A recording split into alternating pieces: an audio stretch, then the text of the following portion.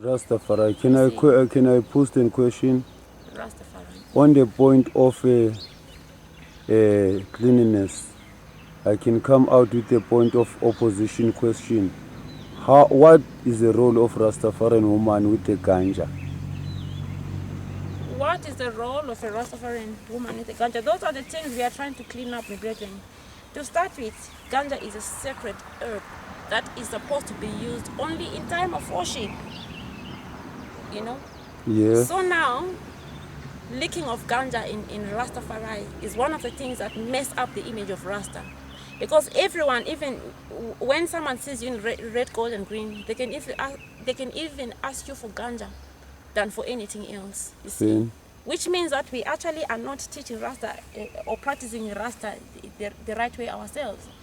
If ganja is said to be sacred and only used in time of worship, then it means that this is not like a drunkenness. What we are doing now is more like drunkenness.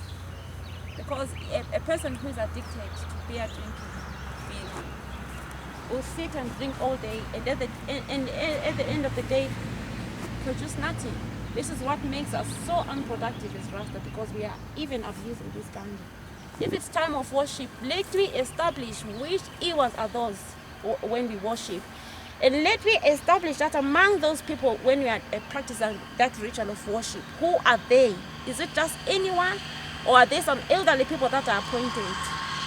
Before we get all those technicalities right, we will not present Rastafari highly. Because if you see the completeness of Empress meaning, standing by herself, even without the image of His Majesty on her side, she herself is complete. Rastafari. You can't even imagine that woman holding a spliff like that. Then you cannot.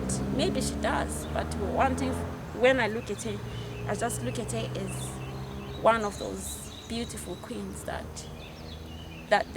is so faultless. Rastafari. So Rasta is also supposed to appear faultless, but for you to appear faultless, you must begin by cleaning up yourself. Rastafari. Because whatever someone sees of you, that is exactly what you are. It is like a mirror. Same. If people look at you and see a drug addict, see a mad woman, that is exactly what you are.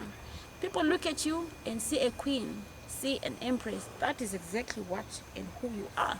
Rastafari. So we want to portray, when we talk of Sisters Council, we will not even allow anyone who's jumping onto the podium of the Sisters Council